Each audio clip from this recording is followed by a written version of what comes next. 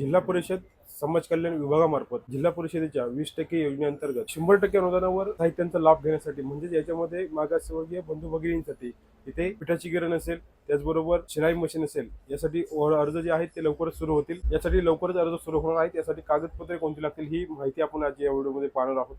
त्यातून मित्रांनो अशाच योजनांचे अपडेट जाणून घेण्यासाठी पेजला नक्की फॉलो करा.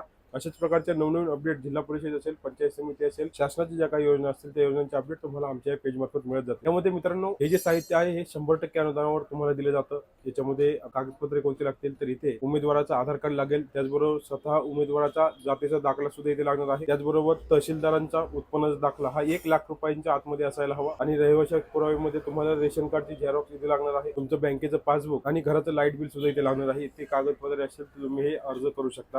हे अर्ज पूर्णतः ऑफलाईन पद्धतीने असतात, आपल्याला पंचायत समितीमध्ये जमा करावे लागतात.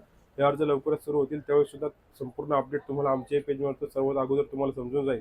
यासाठी पेजला नक्की फॉलो करा आणि हा व्हिडिओ जास्तीत जास्त शेअर करा, जेणेकरून इतर आपले काही बांधव असतील त्यांना ही माहिती समजेल, ते आत्ताच हे डॉक्युमेंट काढून ठेवतील.